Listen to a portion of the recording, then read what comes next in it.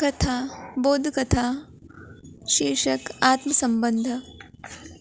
स्वामी Ramtirth Japan से America आ रहे थे। प्रशांत महासागर का वक्ष विदीर्ण करता हुआ उनका जहाज सैन फ्रांसिस्को के एक बंदरगाह पर आ लगा। सब यात्री उतर गए। जहाज के डेक पर स्वामी रामतीर्थ टहल रहे थे। ऐसा लगता था कि वे जहाज से उतरना ही नहीं चाहते हो। एक अमेरिकन सज्जन उनकी गतिविधि का निरीक्षण कर रहे थे। आपका सामान कहाँ है और आप उतरते क्यों नहीं हैं? अमेरिकन सज्जन ने प्रश्न किया। जो कुछ मेरे शरीर पर है उसके सिवा मेरे पास दूसरा कोई सामान नहीं है। भारतीय सन्यासी के उत्तर से जागतिक ऐश्वर्य में मग्न रहने वाले अमेरिकन का आश्चर्य बढ़ गया।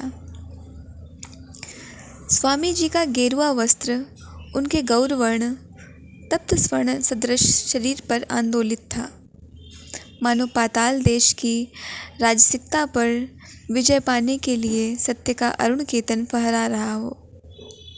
वे मंद मंद मुस्कुरा रहे थे। ऐसा लगता था मानो उनके हृदय की करुणा नए विश्व का उद्धार करने के लिए विकल हो गई हो। आपके रुपए पैसे कहाँ हैं? सज्जन ने दूसरा प्रश्न किया। मैं अपने पास कुछ नहीं रखता। समस्त जड़ चेतन में मेरी आत्मा का रमण है। मैं अपने संबंधियों के प्रेम अमृत से जीवित रहता हूँ। भूख लगने पर कोई रोटी का टुकड़ा दे देता है तो प्यास लगने पर कोई पानी पिला देता है। समस्त विश्व मेरा है। इस विश्व में रमण करने वाला सत्य ही मेरा प्राण देवता है। कभी पेड़ के नीचे रात कटती है तो कभी आसमान के तारे गिनते गिनते आंखें लग जाती हैं। त्याग मूर्ति राम ने वेदांत तत्व का प्रतिपादन किया। पर यहाँ अमेरिका में आपका परिचित कौन है? स्वामी जी से अमेरिकन महानुभाव का यह तीसरा प्रश्न था। वो मुस्कुराते हुए बोले, आप भाई, अमेरिका में तो केवल मैं एक ही व्यक्ति को जानता हूँ, आपको। चाहे आप परिचित कह लें या मित्र अथवा साथी के नाम से पुकार लें, और वह व्यक्ति है आप। महात्मा रामतीर्थ ने उनके कंधे पर हाथ रख दिया।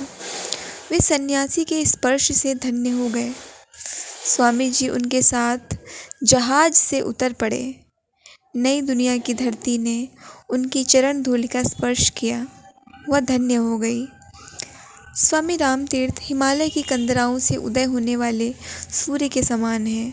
न अग्नि उनको जला सकती है, न अस्त्र शस्त्र उनका अस्तित्व नष्ट कर सकते हैं। आनंद अश्रु उनके नेत्रों से सदा छलकते रहते हैं।